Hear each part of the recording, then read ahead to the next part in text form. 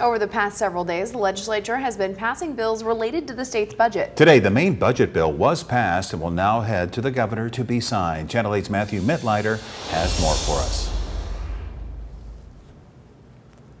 The mainline budget bill at the Capitol this year is LB 814, which covers the funding for a variety of different areas and would raise state spending by 2.3% over the next 2 years. Senator Sen-Danielle-Conrad says the budget this year has covered a few contentious issues, but she feels positively about what they've accomplished. The budget impacts really every area of public policy, from education to natural resources to economic development to criminal justice to health care.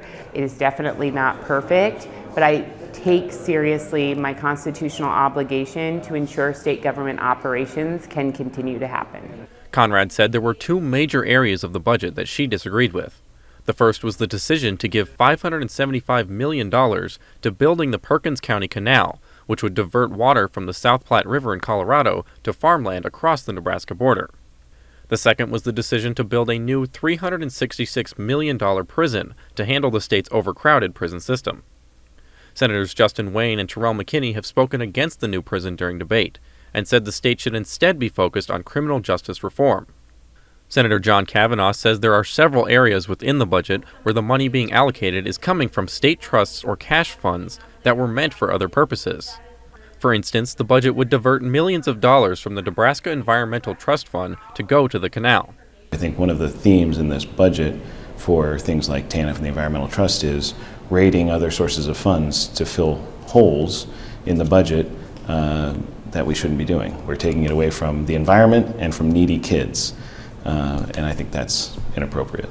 Senator Rob-Clements says he supports the new prison as well as the new canal, and that overall the budget has been a success. I'm glad. It's a real grind. It's a lot of work. I'm pleased that the budget process went well, and I think it's going to serve the state well. Some of the other non-controversial budget bills passed this year included an extra $25 million to the Department of Corrections to increase salaries and other expenses, and $160 million to the Department of Transportation to match federal funding on road and bridge improvements. Reporting in Lincoln, Matthew Mittleider, Channel 8 News.